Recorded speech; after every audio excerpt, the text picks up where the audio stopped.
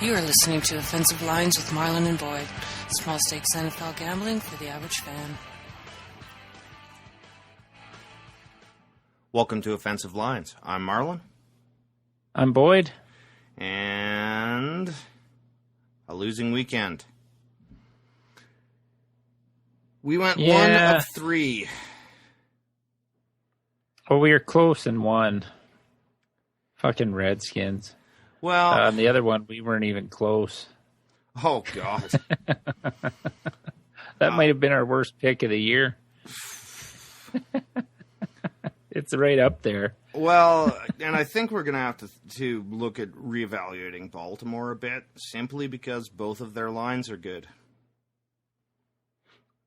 I don't buy into Flacco's had his resurgence or anything, but... Yeah, but they don't do anything spectacular on offense. Like, they don't really run well.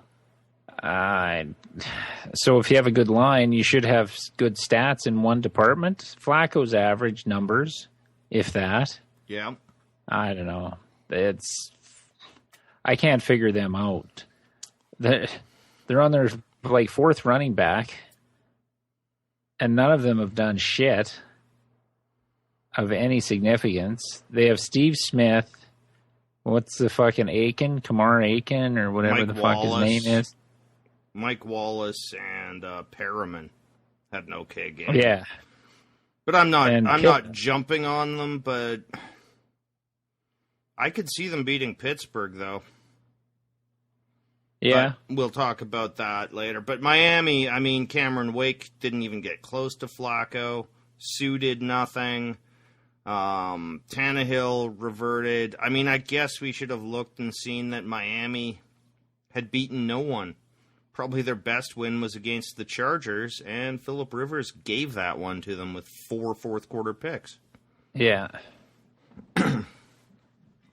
Which were bad, which is kind of a theme. Maybe I'll just get the Chargers out of here right away. Sure, let's start with that. Okay. Seeing as my Titans moved into first place on a bye week, or a tie for first place on a bye week, I'll let you go ahead. Okay. So, San Diego played well enough for the most part. Flowers was out again at corner. An undrafted rookie was in his place. Once they figured that out, they started to pick on him a bit. Melly Gordon had what I thought was his best game as a pro. God, he looked good. I mean, better Tennessee? Yeah. Yeah, he was getting hit 4 yards in the backfield and churning it for positive yards. He looked fantastic. They threw to him in the first half. Why they didn't look at him in the second half in the air, I have no idea. And the go-ahead touchdown by Tampa Bay, Winston, Joey Bosa was on him, had one arm up around the shoulder, looked like he was going to get him, kind of overran him just a bit, but he was standing in an absolute cluster and fired a laser beam. He will be good if he can get a little more accurate. All of that leads to the disaster. It's third down, relatively short. Rivers, the pocket collapses, but fairly late. He's got Melly Gordon for an easy first down, and Phillip Rivers could have fucking run for a first down. He already had, by the way, run twice in the game. Instead, he forces a ball to the pylon, perfect coverage, picked off. So that is 2 games now that Phillip Rivers has given away.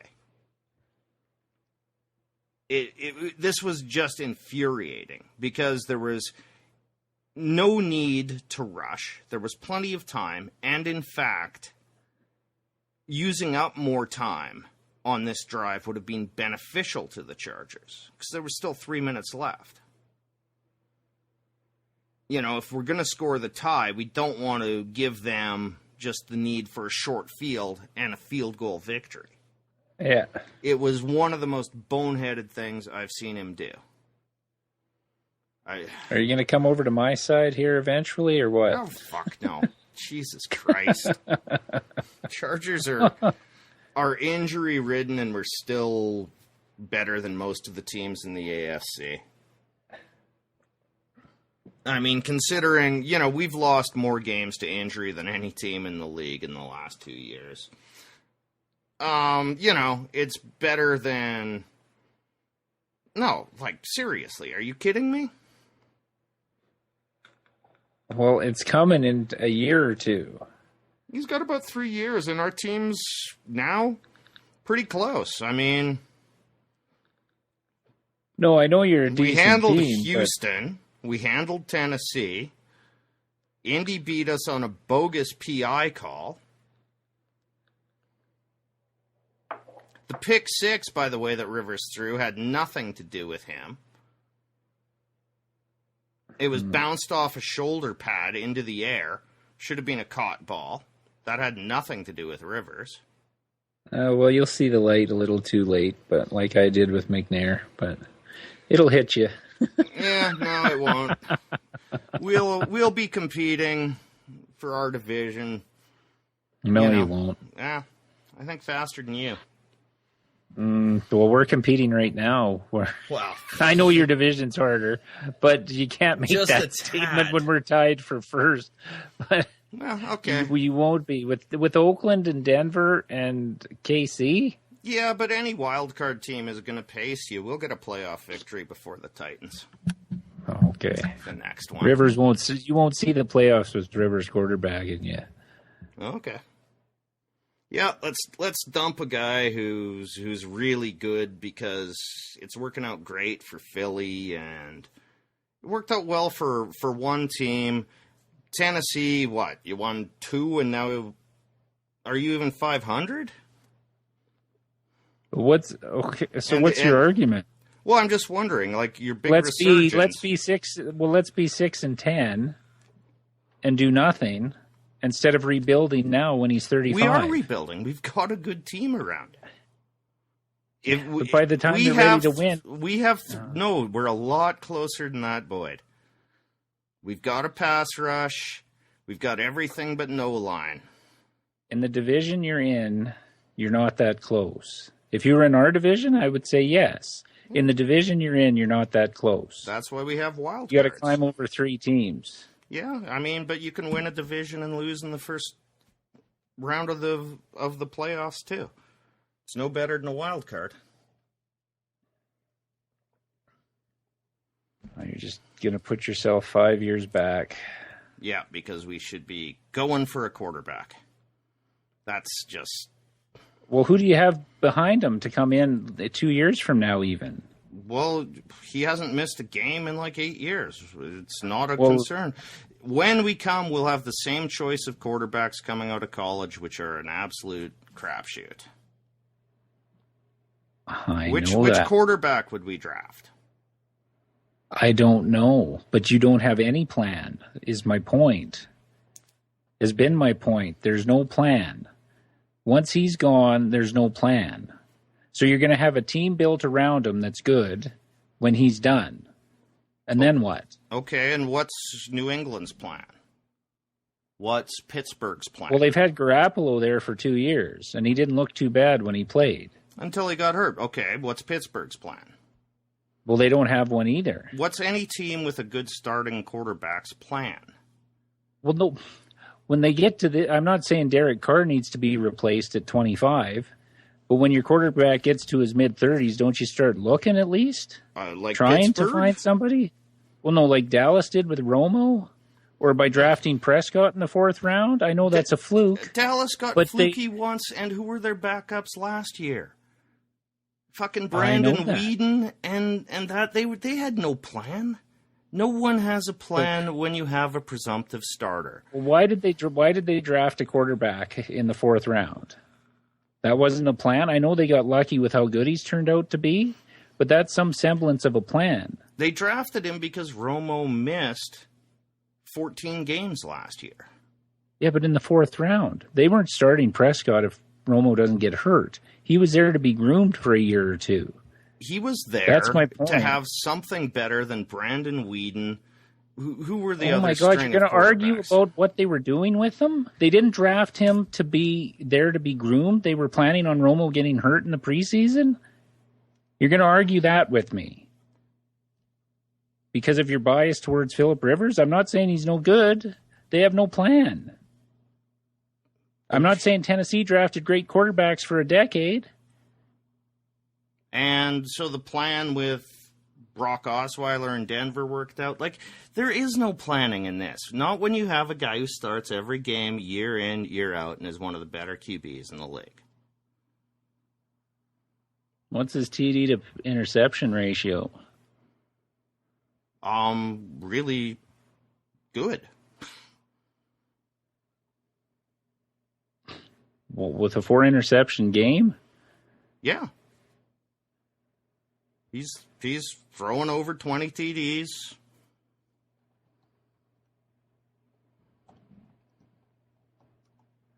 And this with Dontrell Inman and Terrell Williams as his wideouts.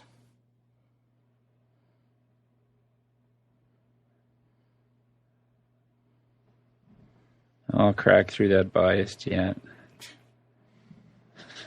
Whatever. All right. Going on to Miami. Terrible pick. By the time I got up Sunday, this was over. So I don't It was know what over. happened. It was over 10 minutes into the first quarter. It was 14-0. And I knew it was done. So I watched New England and LA. One of the only games on, which was a lovely feature. Ah. Well, CTV national across the country. Let's show New England against the Rams, the worst morning game of them all. Had no implications for fuck nothing. Houston Green Bay Denver wasn't thrilling either. No, but it's still better than watching the Patriots. Just that Rams team is a fucking joke. And that it comes out that Fisher got a 2-year contract extension during that game.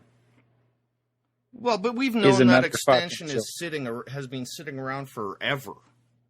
No, but everybody thought that they weren't going to sign that extension sign them again the way the season was unfolding. Oh, I'd heard the extension had been signed months ago, and they just didn't think it was the right time to announce it. Oh, maybe it was, but if you're that proud of your coach, why the fuck don't you announce it? Yeah, it makes zero sense to me. And how does that man keep a fucking job? I have no idea. What does he have to do? He thought they still had Danny Woodhead and another fucking running back that had 4 carries. Well, he says, or the Rams have said, that he was referring to Danny Amendola, who, by the way, is no idea of a big playmaker. No. Like, he doesn't even know what the fuck's going on. Can't find the challenge flag in his pants pocket. Has to verbally ask for a challenge. Like, it's a joke. If he had any self-respect, he'd fucking resign. Because it's passed him by. Whatever coaching staff he's assembled isn't right. None of the pieces fit. Whoever the GM is should be fired. They need to clean house. Like Tennessee did. We had a bunch of bumbling fucking idiots for 20 fucking years. Well, since the Eddie George McNair draft, we've been fucking bullshit in the front office. It's been shit. Free agency sucked. Everything fucking sucked. I'm hoping this isn't a 1-year blip with who we've got now. But who the fuck knows? He hired Malarkey. Well, that's my next question is that not looking so bad to you? Because you know he's not getting fired now. no matter what happens here. So you're getting another year of malarkey for sure. Well, there's been growth out of the offense this year, which is what he's noted for, his offensive coaching. If we had corners, we could be 8-4 right now. If we had fucking corners, or one corner. McCourty's not bad. They just fucking threw it at Cox's side for 12 fucking games. But like I'm just wondering what your feelings are. It was an honest question. Like, because I know of your relative success, how do you feel about malarkey next year? Well, it's better than it's been in a decade. So I'm cautiously optimistic. Do I like seeing the Bears score almost 21 points in 7 minutes in the fourth quarter? Nope. That's not improvement. You should just, when you're up fucking 27-7, you shouldn't have to worry with 10 minutes left in the fourth quarter. You shouldn't have to worry about onside kicks and fucking drop passes in the end zone to get a win against a team that's won like 2 or 3 games. There's no fucking way.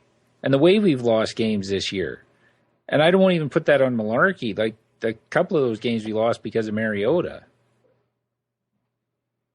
And is trying to force the ball, but he seems to have fixed that. When he's in trouble, he doesn't try and make a miraculous play anymore. But who knows? Playing Denver's defense this week, it could fucking all go back to fucking the same thing we had against Minnesota earlier in the year, when he got pressure and just tried to get rid of it and get picked off. Yeah, this is a bit game. of a worry. I mean, well, he's not a proven head coach. So, am I comfortable? No. Am I happy there's been improvement this year over the last decade? Yes. Yeah. Do I think we have a quarterback for the future? Yes. Do we have a running back for the future? Our defense is adequate. We need secondary help. This going back to the preseason, I said that. And we signed some cast-off from fucking Arizona as a safety. Wilson. Our front 7 is good enough. Our back 4 stink outside of McCourty. Yeah. I'm kind of the same opinion, if I'm reading you right here. It's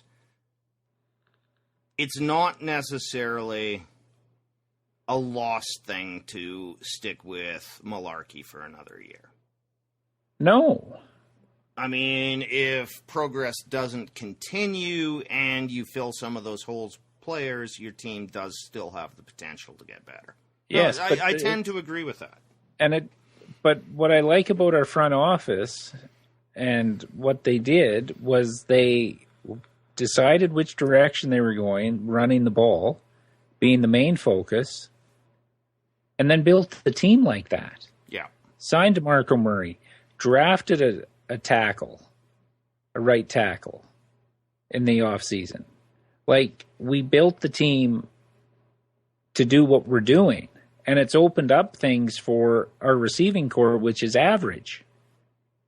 That's like Mariota's got the most touchdown passes since week 5 in the NFL. That's a factor of the running game. So we did what we said we were going to do in that respect, which is good. All these teams that don't want to run the ball, well, I think we're going to see a little bit of a change in strategy there, because there's not many Drew Breeses and fucking Peyton Mannings coming out in the draft that they're going to be throwing the ball 50 times a game. And these teams that do with quarterbacks that can't are stupid. Somebody had 50 passes on Sunday. Oh, and someone was astonished. Does every Sunday. Someone's usually over 60 these days. Oh, you mean a team that shouldn't, like Houston or somebody? It was somebody shitty. Had 50 pass attempts, and I'm like, I guess, but how many offenses out there? Like, You look at the Saints. Put up points on everybody. I know the Lions' D is okay. But, come on. 14 points? 13.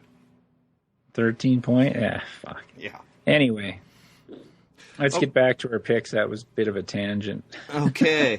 So Good thing we started early. Oakland started off terribly.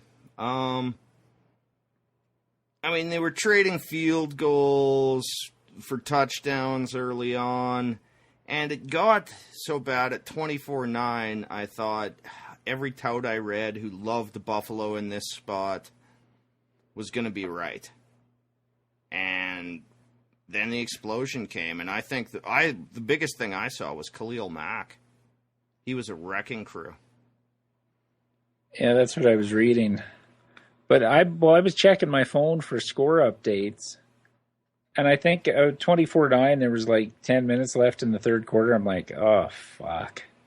I was ready to start tweeting Doug, bitch him out for being a Raiders fan, and all this. And then I put my phone down for about 20 minutes, picked it back up, looked at the score, and they were ahead. I'm like, what in the fuck happened? There must have been some turnovers in there. Oh, was yeah, there? yeah. There was a pressure, pick turnover, short field. They got a touchdown. Then almost instantly there was another turnover by Buffalo in essentially Buffalo's 20, I would say, roughly. Converted to a touchdown by Latavius Murray. And they went with about 4 rushes on that drive, which I thought was pretty smart. Like, their offense isn't only Derek Carr airing it out. No. Their running back rotation looks good, which I think is going to serve them well the later it gets. Yeah. But they might have home field till the AFC Championship game, so it might not matter weather-wise. But no, then the left side of that line, what they did against Denver, that's what gives me their the offensive line is playoffs. the second best in the league right now. Yeah. So, bravo, we got that pick. And we almost got the second one. What we forgot is that Bruce Arians is a fucking madman, and this is a kitchen sink game. You said you didn't see the play. It was 24-23. Arizona had the ball. They were on Washington's 42. It was 2nd and 10 after David Johnson got stopped, one of the rare times he did. Instead of... This was with 3 minutes left, roughly, inside of 3. Yeah. Instead of playing for the first down, grind out the clock, they go deep to the end zone into triple coverage. Carson Palmer throws his only good deep ball of the whole fucking season, and J.J. Nelson makes a really tough catch in traffic. Because I saw that there was like 2:42 left on my phone on the clock. 2nd and 10. I'm like, okay, just fucking grind it out. And you got this cover. Back named David Johnson, who, they also on that drive went for it on 4th and 1 on about their own 35. With a 1 So yeah, point you're lead. thinking, and you're thinking, we're just going to grind out the clock. Yeah. Force them to use their timeouts, grind out the clock. And if we have to, kick a field goal, which would have fucked us too. But there was still a better option than them throwing a touchdown pass. But with a 1 point lead, you go for it on 4th down in your own end? Well, that's not showing much confidence in your defense. And when you have the best running back in football, I think. Oh yeah, David no, Johnson's the best I can defend back in it, football. but it still looked like a clock grind to me. And like Shelley had them in her office pool, and she said, "Well, this is still okay because it's plus 2.5." And on cue, the 42-yard bomb to the back of the end zone, right under the post. And in a sea of Redskins. So Yeah. So it was more like a Hail Mary than a actual fucking like one-on-one beat Josh Norman nice touchdown. No, it was thrown to J.J. Nelson. It was a nice ball, but in that situation, to throw that ball shows, I don't know, something akin to insanity. Yeah, you get the turnover, it's at the 20, and they've got 2:30 to fucking go kick a field goal. Yeah. But, I mean, Bruce Arians has always said it's pedal to the metal all the time, and this was a kitchen sink game for them. But you're right, and I hadn't even thought of it. It gives no confidence, or shows no confidence in the defense. You're right about that. Well, and even with an 8-point lead, you're still and Kirk Cousins against it. Kirk Cousins brought it back inside the 30, and strip sack and done. Because on that one, I said, he could still score a touchdown here, and even if they miss the 2, we get the cover. And on cue, the turnover. Well, no, at that point, if they got the touchdown, we want them to miss the 2. Yeah. Because a field goal by fucking Arizona in overtime kills us. But so we were in that one for the game. Like, I think wasn't Washington ahead at the half? Like 7-6, I think? It was going back and forth a bit. Arizona, I think, looked like the better team. Washington didn't really try to run the ball, which seemed foolish to me, but one could have gone either way. We were in it. But you can't be an offensive genius coach running the ball. That's the other problem you run into. I was putting it on the quarterback's ego. It's as much on the coach's ego when they're an offensive coach. Right? Yeah, that's true. But, I mean, it wasn't like David Johnson didn't get work. No, I'm talking about Gruden. Oh, okay. It was Kelly. Oh, yeah, okay. I was Kelly thinking Arians again. Okay. No. But who looks just as good as the quarterback when you're an offensive coach? That's why McCarthy thought he was a genius because he had Aaron Rodgers, Shanahan with Elway, all these guys that have. The only one that doesn't is fucking Belichick. If they think we're throwing screen passes is going to win the game, they'll throw screen passes 30 times. Or give it to Blunt, who's nothing special as a talent, but they'll give him 30 carries against a Cleveland, say. Yeah. So. All right. He's the only one. So we lost 1180 because, and I agreed with this, you rebet our Miami bet, pulled it and rebet it to get an extra half point to 3.5. Hey, it was still the right move. No, I know, but it's like, fuck. Well, but that was good that I did that because it led to a good 2.5 hour conversation Saturday night. That's true. I texted him to tell him I did it. Oh, he's still up. Okay, give me a call. And then politics, books, music, fucking football. Later, it's 4 a.m. I better go to bed. I think we both might have had a few rum during that conversation, too. Well, no, I was done. I was rummed out already. Fucking, I was still hungover when I got up Sunday. I didn't drink for 3 hours before I went to bed. I did, which is why I missed most of the morning games. But I was a bottle and a half of wine deep and fucking 10 ounces of rum, so... Okay, well, that said, I think it's that time. It's motherfucking game time! That's right, it's motherfucking game time. The Thursday night spectacular. On paper, a very good game. I am angry at the NFL that this game is on a Thursday night. Yeah, well, every team's got to play Thursday. It won't be half as good as it should be. No, but this is going to be the first Thursday game I watch.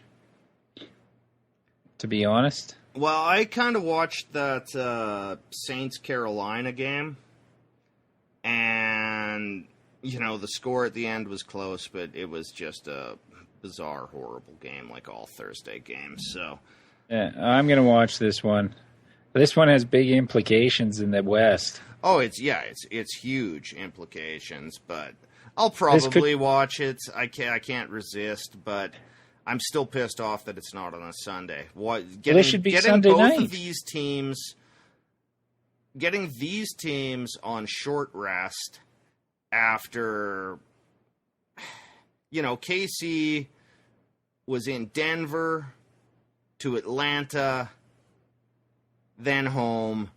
Oakland, had to have an emotional comeback with Buffalo, then go to the Midwest for KC. You're just trying to fuck up these things. Well, somebody's going to get everyone hurt. at the league office is so excited because they've got a meaningful game on Thursday. Oh, I was looking at the Sunday night. It's not bad. They'll never flex Dallas Giants out of that spot. But... No, they flexed Dallas-Tampa Bay into a Sunday night game later in the season because they have figured out, kind of like we discussed last week. Oh, maybe that was Dave at work, but just Dallas means ratings. A winning Dallas team is the best cure for their ratings concerns. Well, that Sunday night game would have more interest to me if the Giants would have beat Pittsburgh. Yeah, it doesn't even matter if the Giants win. Yeah, but if the Giants win, it still doesn't matter, even though they've got 2 wins over Dallas. They're going to still be 2 games behind them. The Dallas-Tampa Bay game that they flexed in later in the season, by that point, it is likely Dallas will have wrapped up home field. Yeah. So... But, hey, people watch Dallas. And Tampa's going to be fighting for that division, so it'll be a good game still. Yeah, and Tampa Bay is kind of fun to watch. But Oakland +3 at KC. This one's tough for me. I find this incredibly tough. Because normally we just go with the home team. I'm going to again. Well, I said after that one time I missed that I was doing it for the rest of the year and trying not to think about it, so I'm on KC, but you're welcome to break protocol. What did I pick last Thursday? Dallas. And they didn't cover. Nope. But they won. Missed by what, a point? Yeah, 1 point. I'm going to do it again. Give me Oakland. Okay. Their offensive line's better now. I will point out that not counting week 1 or the Thanksgiving games, I believe the home team is 8-3 against the spread on Thursday night. Yeah, no, I know. Maybe next year we should just put 5 on the home Oakland's team every just Thursday. Got something. Yeah, it's true, but I'm not going to think about it too much. We should just bet the home team every week, $10. Well, I think was we thinking should just bet the home team $10 every week. Yeah. Or a smaller bet and just see how I'd throw it an comes extra out. 10. No, I'd throw 10 to make it $40 next week. Just throw 10 on the home team. If they're 8-3 against the spread, we're fucking turning a profit. Yeah, well, yeah. Let me recheck. And it's been that way every year. Yeah, which is why we got into the pattern of doing it that way. Travel's a bitch on 4 days. You essentially don't get a practice.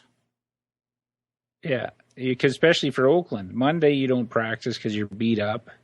Tuesday you might do lights, no pads. Wednesdays you're flying out. Yep. You're doing walkthroughs for a week.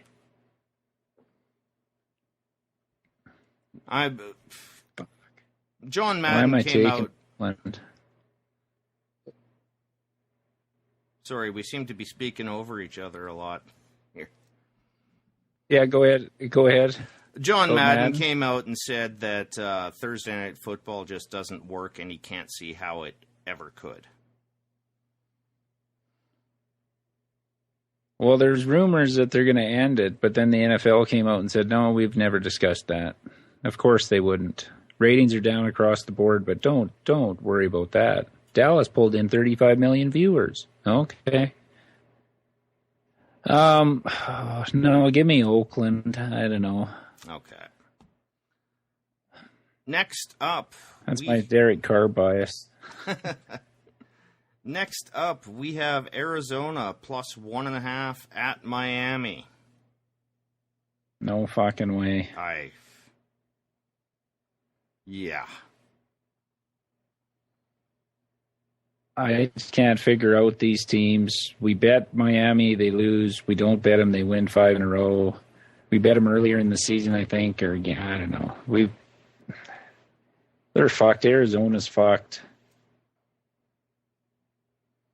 This could be a 13-10 game. Yeah, who knows? I mean, Arizona has no O-line. Baltimore does, which, Miami's pass rush will get through. I'm going to go Miami. Can they stop David Johnson? I'm going to take Arizona. Okay. Just on the David Johnson factor. That's reasonable enough. He's the best player on either side. And Arizona's defense is probably better. But if you can get in Carson's face, which Washington couldn't seem to.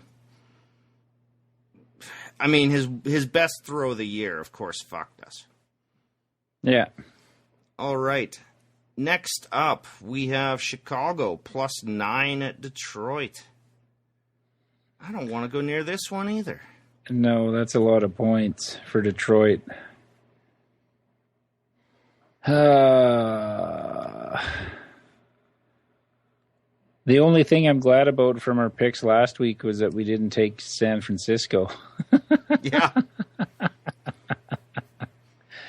And let's just say the Bears and the Niners combined for 0 completed passes in the first quarter last week. I think the teams combined had something like 29 passing yards in the first half.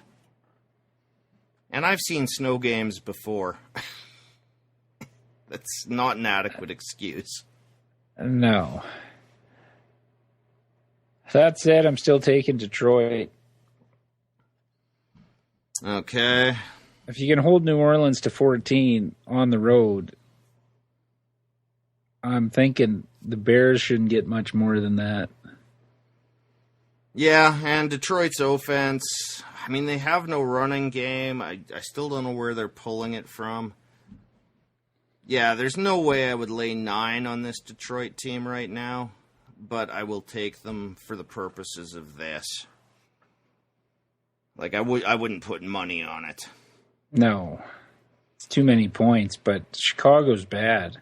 Like, that's what I'm saying. Tennessee was up 27-7 in the fourth and dominating them. I don't know what happened, but, well, I do know they shit the bed for 8 minutes, but this Bears team isn't good.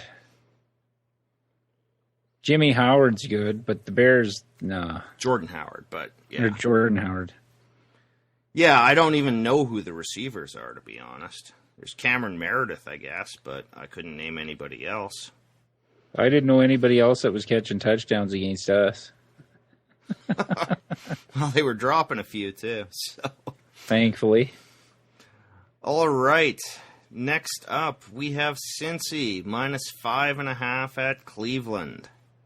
Just give me the Bengals and let's move on. Okay. This game's shit. Doesn't mean anything. I just want to see the Browns go 0-16 so Mitch has a buddy to... Oh, that won't happen just because in the perverse nature of Chargers fandom, we will lose to Cleveland to break that streak. Trust me, it will happen. I may even bet it.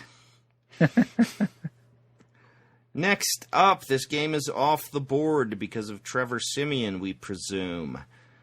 Denver at Tennessee. Well, this game, bet the under. They put up 20 points against Jacksonville. One was a defensive touchdown, I believe. Yes. which I called. Yeah, but you can't rely on that. I'm just saying I called it. Yeah, I didn't say you can write it. I'm not saying you can rely on it. I just figured that would happen. I mean, I think Paxton Lynch had 104 yards through the air. Well, that's what I'm saying. Our shitty corner play shouldn't hurt us in this game. I believe LeBeau will stack the box to take away any threat of the run and make Lynch or Simeon beat us. But they signed Justin Forsett. Yeah. It won't matter. This game's going under. I'm assuming it's going to be around 20-10, 20-17. I'm hoping for the Titans. If we don't turn the ball over, I think we have a shot. Because the Broncos can't stop the run. They're one of the worst teams against the run in the league. Bottom 10. That's our strength. I'm thinking you're going to see 30 carries between Henry and DeMarco Murray in this game. Oh, I would even say higher, Boyd. I mean, well, I hope so. But you know how these teams are. Oh, I know. The coaches like to be geniuses. They'll never expect us to go 4 wide. Just run it down their throat like Oakland did. Yeah, that's the game plan right there. And I don't care if it doesn't work for a quarter and a half. Just keep pounding it in the middle and you'll start to crack holes in that. I couldn't agree more. Well, we have a top 5 offensive line, and Oakland fucking dominated on the running game. So I'm going to say if Simeon's quarterbacking, it's going to be Denver -3. That was exactly my prediction. If Simeon, it'll be like 1.5. Because what did it settle? No, it settled. No. If it's Lynch, it'll be 3, and if it's Simeon, I think it would be 4.5. Yeah, because they won with Lynch. Although Tennessee's better than Jacksonville, I'm going to say if Lynch is starting, it's Denver by 1.5, and if it's Simeon, it'll be Denver by 3, which basically makes them 4.5 and 6-point favorites with the home 3 built in. Yeah. So give me Tennessee. I think we can beat them by running the ball.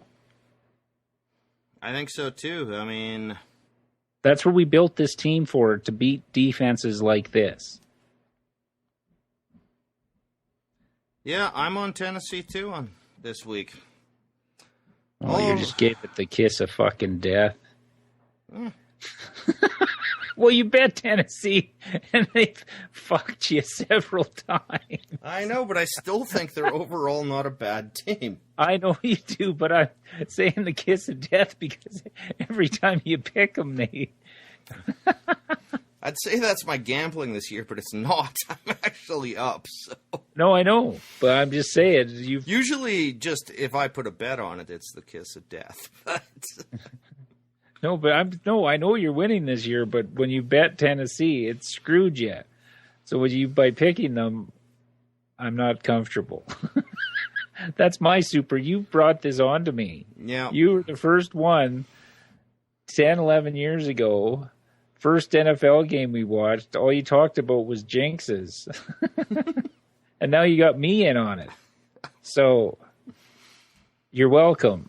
Okay, well, slide me a few bucks, I'll take Denver. You still owe me a Trump beer. Yeah, I do. Okay, next up, we have Houston +6 at Indy. Jesus Christ, are we going to find anything I want to bet? No, I don't want to bet this. I'm taking Indy at home. They get the home horse shit as well. Their linebacker, their best linebacker, I believe, was just suspended for 4 games. Yeah. Houston's defense only gave up 21 to Green Bay. and Rogers. Give me Houston. Okay. Indy's feeling pretty good about themselves right now after blowing out the Jets. Well, we got a lot different. You want to make up the 3 games you gave up to me last week, I guess. Oh, I don't even know where we were at on that. You went 5-10. I went a blistering 8-7. That's better than 5-10. I was looking around and I saw a lot of people shamefully posting their records of, between 3 and 6 last week. So, all right. Next up, we have Minnesota -3.5 at Jacksonville. I want to bet this game. Do you? Yeah. You just, I'm assuming fade Jacksonville? Yeah. Minnesota's defense is still good. Yeah. Bortles is an atrocity. They have no running Denver backs. covered with a backup quarterback. And Bradford hasn't been, if they would, they won last week, right, Minnesota? No, they lost to Dallas. Oh, right. But that was a good game. They actually, did they throw it deep a couple of times? I think I didn't watch it. It's Thursday night. I seem to recall a couple of deep throws, and I'm like, fuck, finally. But Jacksonville is the worst. I think they're worse than Cleveland. Their defense is considerably better. Their defense isn't bad. I'm not saying they're good. They're probably still in the bottom third. But, I mean, their defense will keep this relatively close, I think. But I don't mind your Minnesota pick here. It's 2-11. It's 2 shitty teams, so if we run into something better, we'll talk. But yeah. But, Jesus, so far, I've seen nothing I even want to go near. No. Okay. That one is in the mix. Our next game, Pittsburgh -2 at Buffalo. Pittsburgh's run defense is pretty good. They can't defend the pass. Buffalo's run game is pretty good. They can't create an aerial game. Roethlisberger is on the road where his splits are horrendous. Yeah. It's all screaming stay away to me. Yeah, oh yeah. I actually considered it on this horrendous slate. The weather's going to be shitty in Buffalo, like high 30s, which doesn't usually bode well for. I know they have Bell, and Oakland did get their running back rotation going. Can they stop Ladarius McCoy? Green until he gets Pittsburgh's run defense is good.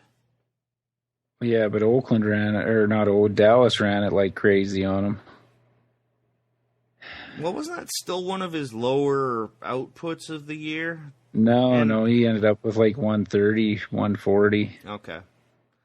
And an 85-yard screen pass for a touchdown. On the road, I would take Le'Veon Bell in this game, and I'm going to. I'm taking Buffalo. Okay. Steelers are they're like the Saints, the Seahawks were a few years ago.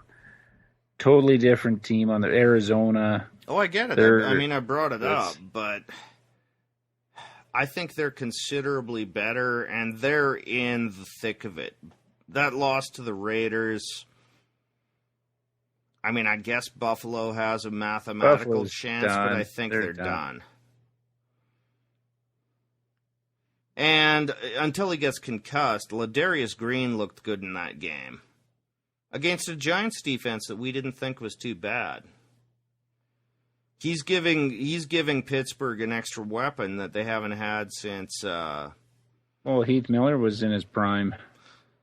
Well, yeah, but I'm not talking just tight end. There's finally someone to throw to other than Brown. Yeah. And no, I'm taking Pittsburgh here. We cannot bet the next game. San Diego +1 at Carolina. I'm kind of hoping Cam Newton just travels nude, and so they suspend him for the whole game. No, I still think you guys win. I'm taking the Chargers. We should. I mean, our pass rush is still looking all right. Hayward has turned out to be effective. Like, he still should be, in my mind, a nickel corner if we had Flowers and Verrett, but we can't keep anybody in the secondary on the field. And our safety play is atrocious, but I haven't seen that Carolina's capable of exploiting anything. No.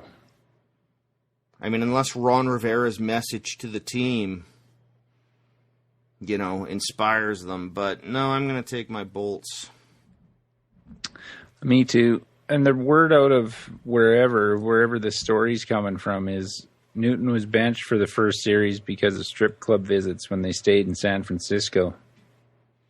Oh, it wasn't because he didn't wear a tie on the plane. No. So I'm thinking this wasn't the first transgression. No, and to make it public, well, they didn't know that the team didn't announce this, that it was strip clubs. That's why they came up with the whole tie bullshit. Yeah, exactly. But any kind of disciplining when your superstar is being publicly shamed, it's not the first time. Offense. Yeah, no, and it wasn't. He was taking teammates with him too, and he's the leader of your team. Yeah, this should end well. Okay, next up. And Cam's girlfriend's an ex-stripper, so he likes the clubs. That'll end well too. And I'll quote Bernard Hopkins from on the radio this morning. Just a little caviar for you. Instead of caveat, as he's talking about how smart he is. It was great. It's fucking great. But anyway, carry on. Sorry, I had to get that in. No, I hadn't heard that. That's a good one. All right, next up, Washington, -1 at Philly. Well, the Redskins' defense is pretty much below average. Yeah. The Eagles have no receivers, really, to speak of. Their defense hasn't played well in weeks. I mean, they gave up 32 to Cincy without A.J. Green and Giovanni Bernard. Yeah, and Hill is gimpy and didn't do much. They gave 27 to Green Bay, which not a huge amount of shame in that. 26 to Seattle, same deal. But this must win for Washington. I think so. I mean, now this said, last week, I didn't bet them or anything, but when Dave and I were talking about what games to put in, I just said, no, I cannot take Philly because I have not gotten them right all year. I said, I like Philly against Cincinnati. This guarantees a Cincinnati victory. Well, I bet a parlay on Cincinnati because I read Philly had never won in Cincinnati. Okay, good for you. Well, I didn't win the parlay, but I got that part of it right. I had weird parlays. I had 8-9 teamers with over-unders, which I hate. Fucking Green Bay. I teased it down to 38. Fucking 21-14. I didn't bet anything extra last week at all, but I only spent $4, but yeah. But you see, this is my big hesitation, because if I pick Washington, Philly will win. Let's break this. We're atheists who believe in a rational world. What do you think about Washington here? No, I like Washington here. Okay. I think it's their kitchen sink game, to be honest, because they can't lose again to have any shot at the playoffs. Eagles are done. Wentz went from the rookie fucking of the year candidate to looking like a rookie at quarterback.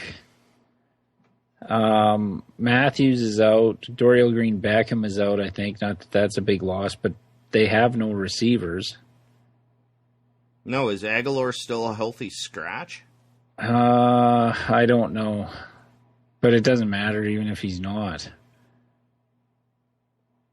Yeah, their best offensive weapon is Zach Ertz, and he doesn't blow me away by any means. Well, let's throw this one in the mix. Okay. God, who's scheduled this week? Next up, we have the Jets plus 2.5 at San Francisco. 1-11 against what? 2-10? I don't even know the Jets' record. They might have gotten 3. They beat Buffalo. That's all I can recall. So they're going with Petty for the rest of the year, which they should have done a couple of weeks ago with both Petty and Hackenberg. Oh, yeah. So I'm not betting this game. If somebody gave me $10,000 to bet on it, I'd just burn it. But give me the Niners. Yeah. Even though they benched Kaepernick in the fourth quarter, he's starting again this week. The Jets are awful. The 49ers are awful. We've spent more time than we need to talking about this game. Yeah, I'll treat it like a Thursday night, take the home team. Yeah. Okay. After a Monday night and travel, yeah. All right, next up, we have Atlanta, -6 at the Rams. There's one of these games in the next 4 weeks. The Rams are going to win one they shouldn't. The thing is, you got to find which one. Well, I think... remember last year they went into Seattle when they were fucking dead dog done and beat Seattle? There's one of those games left in Fisher's team. They're going to try and fuck us and get to 7-9 again. Yeah. On our over-under bet. Do I think they can do it against the Falcons? Well, the Falcons are going to be reeling. Julio may or may not be somewhat limited by a turf toe. Yeah, that was beat them running the ball. Run. That's Atlanta's strength right now. Coleman and Freeman. Yeah. I don't want to bet it, but how does the Rams score any points? They can't run the ball, and Atlanta's defense is pretty brutal. But you didn't watch any of that Rams offense? Goff was throwing, these guys were trying to jump through the roof to catch balls the whole fucking game. Everything was high. Like, this isn't Matt Stafford, little loose with it, where guys can still catch it, but they might get killed. These guys could have got killed, and there was no chance they were catching the ball. Even if you look at the play Fisher challenged when he couldn't find the flag, it was a high throw. Like, it's everything. I'm not kidding. It was brutal. And you think Sam Bradford's the king of the checkdowns? Oh my God. No, I'm taking Atlanta. This isn't the game for the Rams. This is Atlanta's season too. That was what I was just going to bring up, is this is kind of desperation for Atlanta, who are an average team with some components. I worry a lot But when they've neutralized Julio before, you're right. They've got both running backs back. This is going to be a big game of throwing to running backs.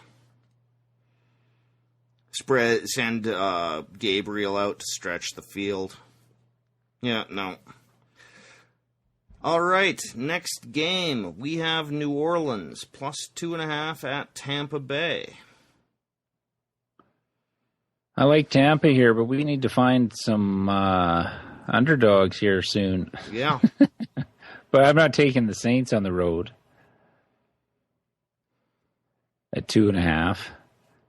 Tampa's defense has been pretty feisty the last month. Better than I expected. Yeah, I think they lost a defensive end in the Chargers game. I'm taking Tampa. It's still Breeze on the road. I know Tampa stinks at home. I think they have one win at home all year. Yeah, negative home field advantage, but it's New Orleans, not a perpetual road team. No. Oh, God. Yeah, I'm taking Tampa, too. Plus, I'd like to see them just cash this so we can finish off that bet. Yes. Part of my reasoning as well. I should mention the bet, I guess. Way back in the preseason, we bet Tampa Bay over 7.5. Yeah. And they're at 7 wins. A lot of people got that at 6.5, by the way, so they were already exulting in what I've heard. That was one of our most brazen picks. Well, that and Green Bay under. Yeah. No, that was a good one. Now we just need one win out of their next 4 games. I don't give a fuck if they make the playoffs. Yeah, and I would just like to have it done now because I don't want to have that clock ticking down in the season. Just one more fucking win. Yeah. All right. Next up, we have Seattle -3 at Green Bay. I like the Hawks here. Do you? Yeah, I can't take fucking Rodgers putting up fucking no points against anybody. I know Thomas is out for Seattle. Yeah. But, come on. Green Bay can't run the ball. Seattle got pasted by Tampa Bay. Well, 14-5. Yeah, but 5 points, right? Yeah, but Green Bay isn't that team. Yeah, I don't want to bet this one, but I'm going to take Green Bay. They are fighting for their lives. They're done, dude. The fight ends on Sunday. We will see. I think it's Green Bay's last home game. It might be too, but that won't matter. Yeah, no, They can't put up points against any. I don't trust Seattle one bit. Everyone wants to say they're fantastic. I don't think they're fantastic. I'm basing this solely on the ineffectiveness of their offense for the whole body of work for the year, and the fact that Seattle's defense is still pretty good and Green Bay's is horrible. Yeah, I disagree. I don't. Okay, let's just look at this. Mariota and Russell Wilson, very similar quarterbacks. Receiving core, pretty much the same, talent-wise, in both teams. Seattle's defense is at least as good as Tennessee's, and Green Bay couldn't stop shit. Yeah, on the road, you're not going to sway me. I'm taking. I know. I'm not trying. I'm just giving my argument for taking Seattle. Oh yeah, no, it's valid. I think these teams are pretty similar, and I'm taking the home team. I think they both have big flaws. I think, I don't like much about this game at all. I think it'll be an interesting game and probably an entertaining game. But I don't feel strongly about either side, so I'm sticking with Green Bay at home. Okay. All right. Next up, Dallas -3 at the Giants. Now, this would clinch the East, I assume. Well, Dallas is already in the playoffs. Yes. But they haven't won the East yet. No, but for Dallas has to lose 3 of their last 4 for the Giants to have a shot. And the Giants have to win out. Yeah, and I think if Dallas wins this, then That's they clinched, even up yeah. the tiebreaker, right? Well, no, but it's clinched. There's only the Giants that have 5 losses. Okay. It's over. If Dallas wins this, it's over. Okay. Giants can't run the ball, which allows the Cowboys to focus more on Odell Beckham. The Pierre Paul's probably going to be out with a groin problem. He was seeing a specialist. This is going to be Zeke Elliott on Sunday Night Football. I know everybody saw him on Thanksgiving Day, but he's going to blow the doors off the Giants. Well, he played on Sunday Night Football before against the Eagles, and Dallas just squeaked that out. But the offense wasn't running a full playbook even at that stage, I don't think. And the Giants beat the Cowboys by 1, and everybody will talk about that bullshit. That was Elliott and Prescott's first game. Oh, yeah, no, I didn't even bring that up. No, I like Dallas here. Yeah, me too.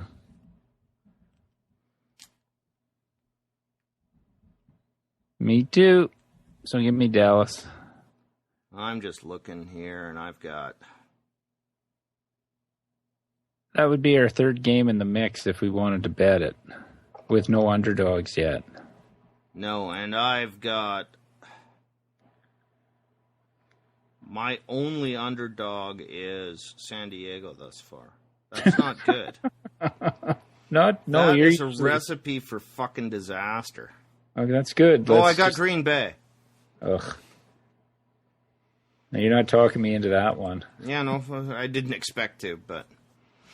All right, the final game. Baltimore +7 at New England. I don't mind this as our underdog game. Okay, I thought I was going to have a harder sell on that. No. 7 Ravens seems a lot. The Ravens have a good secondary. The Patriots' offense without Gronk is not the same. It's just not. I know they have Martellus Bennett to kind of spell it, but there's no tight end like Gronk. No. So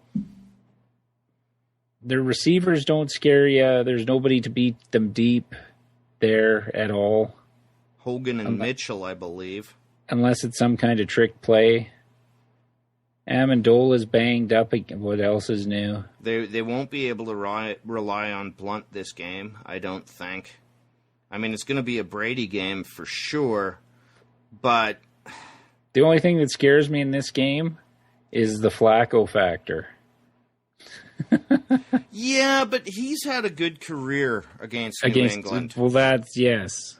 And he's not one of those quarterbacks who hears Belichick's name and just curls up in the fetal position. No, but I was going to bring up that Harbaugh, for some reason, has a way of that defense stopping the Patriots. Yeah. Which, I don't know if it was just personnel in the past, but it seems every game they play, no matter what field they're on, Baltimore or New England, the games are close. Closer than 7 points. That's my perception, too. This line seems high to me.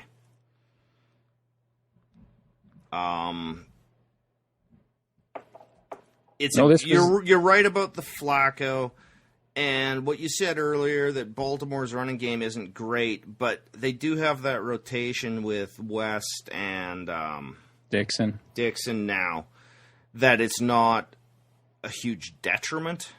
Yeah. And New Mike England's Wallace defense can stretch isn't the good. field, and of course, because I had him last year in fantasy, Wallace has looked like a decent enough receiver this year. So, no, I like this for our underdog pick. Okay. Might as well book that right now. Yeah. Baltimore +7 at New England. $10 pays $19.52. Booked. All right. So that leaves in the mix Minnesota on the road, Washington on the road, and Dallas on the road. I worry about divisional games, but I kind of like Dallas here. I worry about that, though. But yeah, Washington or... I would almost say we take the two divisional games because Minnesota, Jacksonville are just wildly unpredictable. Yeah, and that extra half point with Minnesota. Yeah, Minnesota has... They score 17 points a game. On a good week. Yeah. No, okay. So we'll take Washington. The Washington line kind of makes up for the Dallas line. Do we want to money line it? Well, it's mine. No, we'll get less. Oh, right, yeah. Because they're favored. It's -105, -1, and -115 on the money line. So we'll take the 1. We'll lay the 1. So we got the Redskins -1 at Philly. $10 pays $19.52. So these two bets actually... they're better than usual. Yeah, but that makes up for the Dallas. Oh, okay. So we've got the Cowboys -3 at the Giants on Sunday Night Football. $10 pays $18. So that makes it up. The extra 50 cents. Or do we want Minnesota? I haven't bet it yet. It's the two shitty team rule I'm gonna cite here. Okay. No, just the way you went. Well, 18 that's the only reason I said. It just means the public is flocking to it, but I think Dallas has covered every game this year, so the argument that, they're such a public team doesn't necessarily hold water. Well, they didn't cover on Thursday night. Oh, okay. I think that was their first. But they've also had 10 days. Yeah. And the other thing, too, it was a touchdown with 30 seconds left, for fuck's sakes. Yeah. It forced that non-cover, so... yeah, we'll take the Cowboys. $10, -3 at the Giants. 10 pays 18. Okay, quick summary. Oh, there it's booked. It took a minute to process. Luckily, it wasn't moving to a half point. Yeah. All right, to summarize, we have Baltimore +7 at New England on Monday night. 10 pays $19.52. We have Washington -1 at Philly. $10 pays $19.52. And we have Dallas -3 against the Giants on Sunday night. 10 pays 18. So that's not bad. Usually they're $19.09, so we get 86 cents more than we normally get. And we're missing $1.09 from what we normally get. So we're down like 23 cents overall on the 3 games. Yeah, so we're at about our usual 10 points vig. Yeah. All right. If you want to check out the podcast, you can listen to it on iTunes or Stitcher for your Android device, on our website, offensivelines.ca. Follow us on Twitter at Offensive Lines for any updates to our blog posts or when a new podcast is available. Our personal Twitter accounts at OLinesMarlon or at OLinesBoyd. Facebook.com/Offensive Lines. And if you want to send us an email, it's offensivelines@shaw.ca. I'm Boyd. I'm Marlon. And those were our picks for Week 14.